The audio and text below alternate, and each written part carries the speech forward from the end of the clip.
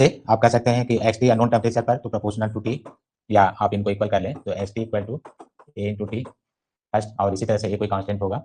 अब आप बॉइलिंग का ले लेंगे तो ए इंटू 100।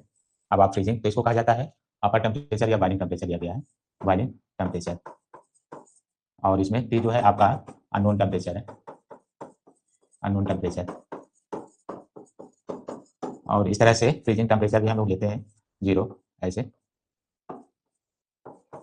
तो 0, तो अब आप यहाँ ले सकते हैं ए इंटू 0 या टोटल 0 डिग्री सेंटीग्रेड। तो इस तरह से आपने दो तो फ्रीजिंग और बॉइलिंग का एक फिक्स स्केल ले लिया और एक अननोन का ले लिया। एक्स कोई फिजिकल प्रॉपर्टी है जो ताप के अनुसार परिवर्तित होती है, तो इसी से आप थर्मोमेट्री में स्केल तैयार करते हैं। तो यहाँ पर कहा जाता है थर्मोमेट्रिक स्केल। थर्मोमेट्रिक स्केल कैसा होगा, तो इसी से बनेगा। आप इसमें x T physical property eight unknown temperature minus freezing temperature upon physical property upper temperature, physical property at lower temperature, physical property eight boiling temperature minus physical property eight freezing temperature. ये difference आप एक scale तैयार करते हैं इस तरह से, यहाँ पर स्केल बनाते हैं। तो जो इसको लिखा जाता है ऐसे, मान लीजिए कि एक्स आपने लिखा है तो यहाँ पर अननोन टेम्परेचर है, अननोन टेम्परेचर है, और एक्स आपने लिखा है तो यहाँ पर ये फ्रीजिंग टेम्परेचर है, और यहाँ पर बॉइलिंग टेम्परेचर है, और यहाँ से फ्रीजिंग टेम्परेचर है। तो इस तरह से आपको स्केल दिए गए ज्ञात करने के लिए। Upper unknown temperature, boiling temperature, freezing temperature, freezing temperature. जैसे अब स्केल में नाम देख लीजिए, जैसे आप सेल्सियस स्केल लिखेंगे, सेल्सियस पर है, केल्विन पर है, फ़ारेनहाइट पर है, कई अलग अलग है। तो सेल्सियस स्केल पर है, केल्विन स्केल पर है, फ़ारेनहाइट स्केल पर है, और यहाँ पर र्यूमर और रेनकाइन। तो आर से दोनों आ रहा, तो या तो आप र्यूमर पूरा लिख लें, र्यूमर स्केल, और लास्ट में रैंकिंग या रेनकाइन, जो भी आप करते हैं स्केल। तो इस तरह से इसमें आप एक स्केल बना लेते हैं और इनका पूरा आप एक कॉलम भी दे देते हैं ऐसे। ये तो अननोन का लिखा जाता है जैसे एज, अब इसमें केल्विन का है अननोन, फ्रीजिंग, तो सबको मिलाकर आप इसी स्केल पर सेट करते हैं। ठीक है, तो इसमें जैसे फर्स्ट आप अननोन लेते हैं, फिर आप इनका अपने फ्रीजिंग का ले लें या बॉइलिंग का ले लें, जैसे बॉइलिंग का हो गया, और फिर आप यहाँ पर फ्रीजिंग का आप ले लेते हैं। ये तो जो नंबर है ये 100 और 0 है।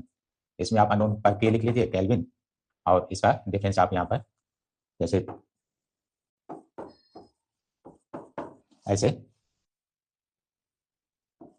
इस तरह से डिफरेंस आप ले सकते हैं। इसी तरह से यहाँ पर भी बताया गया है, लेकिन इनमें डिफरेंस लेते समय स्केल में रखेंगे तो यहाँ माइनस भी रहेगा, तो हम स्केल में ही रखकर बता दे रहे हैं सीधे। ये जो लिखा जा रहा है स्केल में आप देख लीजिए, डायरेक्ट सही रहेगा। जब आप स्केल में लिखते हैं तो इस तरह से, जैसे ये अननोन टेम्परेचर है सेल्सियस में -0 अपॉन 100 -0 ऐसे डिग्री सेल्सियस, और यहाँ पर आप लेते हैं फ़ारेनहाइट स्केल पर तो -32 अपॉन, अब इसमें बार बार ये ना लिखकर डिग्री, हम सीधे 100 और 0 कर दे रहे हैं, क्योंकि फिर सब में लिखना होगा तो लेंदी होगा ज़्यादा, तो सीधे लिख दे रहे हैं डिफरेंस के रूप में 100 और 0। अब यहाँ पर आप लिखते हैं तो 212 -32, ये 180 आना चाहिए, सेपरेट करके देख लीजिएगा। फिर आप केल्विन में लिखते हैं 273, 273। इसके बाद आप यहाँ पर रीमर, रीमर माइनस यहाँ पर 0, 80 -0 ऐसे, और यहाँ से रेनकाइन, तो यहाँ पर जो है 492 अपॉन 672 माइनस 492। तो ऐसे इसके अलावा बना लेंगे, और थोड़ा ध्यान दीजिएगा कि जो डिफरेंस है इसको आप सेपरेट करके एक बार टेस्ट कर लीजिए। ये 180 आना चाहिए, 180, और यहाँ पर भी ये 100 आना चाहिए, यहाँ पर 180 आना चाहिए, यहाँ डिफरेंस 100 आता है। तो इस स्केल पर आपसे क्वेश्चन पूछे जाते हैं, ठीक है, जो स्केल है इन पर क्वेश्चन आते हैं। इनको शॉर्ट में भी याद रखिए, जैसे इनको अगर आप शॉर्ट में दिखाना चाहते हैं तो इनको शॉर्ट में याद कर सकते हैं। स्केल को कैसे, तो देख लीजिए, तो जैसे टी से -0 था उसको हटा दीजिए, अपान 100 है ये। इसी तरह से टी एफ -32 अपान 180, और यहाँ से केल्विन -273/100, और यहाँ से र्यूमर -0 के 0 भी हटा दीजिए, डायरेक्ट 80, यहाँ से 0 हटा दें, और यहाँ से माइनस यहाँ पर है 180, तो ऐसे आप डिफरेंस ध्यान रखेंगे तो इस पर प्रश्न बनते हैं। कैसे? जैसे आया था एलटी पेपर में, आया था ये क्वेश्चन। एलटी में आपने पेपर दिया 2025 में, जो पेपर आपने दिया तो उसमें यही था कि देखिए सेल्सियस स्केल, ठीक है, सेल्सियस और केल्विन स्केल का जो डिफरेंस है वो इक्वल है। तो सेल्सियस और केल्विन का डिफरेंस इक्वल है तो आप यहाँ पर डेल्टा टी 10 डिग्री सेल्सियस अगर आप लिखते हैं तो it's also equal to 10 kelvin, क्योंकि इनके डिफरेंस इक्वल है।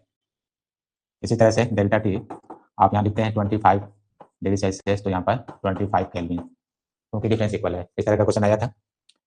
लेकिन अगर आप अपर स्केल लिखते हैं तो T C equal to kelvin minus 273। अब आप इसमें अगर 10 डिग्री सेल्सियस लेते हैं तो 273 ऐड कर दीजिए तो ये केल्विन में आ जाएगा तो 283 केल्विन। तो ये अंतर है कि अगर वो सेल्सियस में दिया है, डिफरेंस नहीं है तो उसमें 273 ऐड कर दीजिए। वैसे करेक्ट के लिए, जैसे करेक्ट वैल्यू आपको दिया जाता है तो इसमें जैसे मान लीजिए कि आपको टी दे दिया गया 27 डिग्री सेल्सियस, तो केल्विन में, केल्विन स्केल में तो 273.15 प्लस 27 ऐसे करेक्ट स्केल में है। आप इनको नोट कर लेते हैं, ठीक है। तो इस पर और क्वेश्चन अच्छा बन सकता है। इसको बहुत छोटा दे दिया था लेकिन आपको और अच्छा क्वेश्चन दे सकता है। जैसे डिफॉल्ट स्केल की चर्चा करता है, डिफॉल्ट स्केल, तो ये क्या होता है यहाँ नोट कर दे रहे हैं।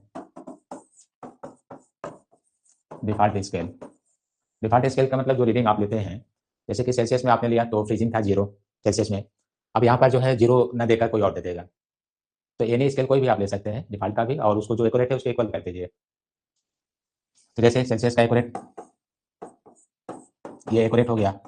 आप डिफॉल्ट स्केल पर रीडिंग दे रहे हैं, रीडिंग एट डिफॉल्ट स्केल, यहाँ पर temperature at default scale minus temperature of freezing, यहाँ पर freezing temperature at default scale, और ये अननोन टेम्परेचर है at default scale upon boiling temperature at default scale minus freezing temperature at default scale. ऐसे आप तैयार कर लेंगे। अब आपको कहेगा कि हम किसी डिफॉल्ट स्केल में फ्रीजिंग पॉइंट 10 ले रहे हैं, किसी डिफॉल्ट स्केल में फ्रीजिंग पॉइंट हमारा 10 डिग्री सेल्सियस है और अननोन टेम्परेचर जो है 75 है, ऐसे 75 है, और बॉइलिंग आ गया आपका यहाँ पर 105। तो करेक्ट मेजरमेंट क्या होगा?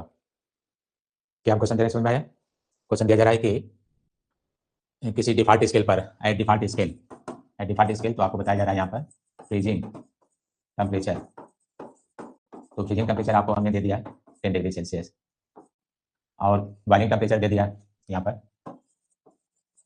बॉइलिंग टेम्परेचर कुछ लिख दिया। अब जैसे यहाँ लिखे थे 105 डिग्री सेल्सियस, ये ले लिया, और अननोन टेम्परेचर, तो अननोन टेम्परेचर कुछ लिख लिया, जैसे हमने दिया है 75 डिग्री सेल्सियस। तो temperature of body at correct scale, तो यहाँ पर temperature eight correct scale, correct scale is, ये आपसे पूछ लिया गया तो आप यहाँ से सॉल्व करिए। करेक्ट स्केल पर ये 100 है, इसका डिफरेंस ले लीजिए यहाँ से तो 65, और यहाँ से डिफरेंस ले लीजिए तो 5, ये आ गया। अब इनको कैंसिल कर लीजिए 13, तो T C equal to 13 into 100, ये आ गया 1300 डिग्री सेल्सियस। तो जब आपको इस तरह का कोई स्केल वगैरह दे तो आप रख कर उसको ज्ञात कर लेंगे। अब ये कि रैंडम दिए हैं तो इतना डिफरेंस नहीं होना चाहिए। जैसे कि ये 75 है, यहाँ पे क्यों डिफरेंस आ गया? क्योंकि यहाँ देखिए इन दोनों का डिफरेंस 100 था, यहाँ डिफरेंस हमने सिर्फ 5 ही दिया है, तो प्रॉब्लम तो आ जाएगा ना जब ज़्यादा डिफरेंस देंगे तो यहाँ पर अगर आप चाहते हैं कि इनमें से करेक्ट कोई वैल्यू आ जाए तो इसको जैसे कि 160 कर देते हैं तो ये 50 आ जाता है, तब आपका 130 आ जाता है। तो इस तरह से थोड़ा सा रीडिंग बैलेंस करना होगा कि बहुत ज़्यादा डिफरेंस न लें। जैसे यहाँ पर हम क्या करते हैं 160 और 10 देते हैं, 160 और 10 तो यहाँ पर आ जाता है आपका 50, ये पॉइंट में आता है, और ये आ जाता 130 आ जाता। तो 75 का 130 अभी भी ज़्यादा है लेकिन चलेगा, ठीक है। तो जो डिफरेंस है बहुत ज़्यादा नहीं होना चाहिए, तो आप उनको सॉल्व कर सकते हैं। जैसे ये 100 था या 90 आ जाता, ज़्यादा एक्यूरेंसी आसपास रहेगा। तो ये क्वेश्चन इंपॉर्टेंट है, इनको आप जरूर तैयार करिए, डिफॉल्ट स्केल पर आपसे पूछता है।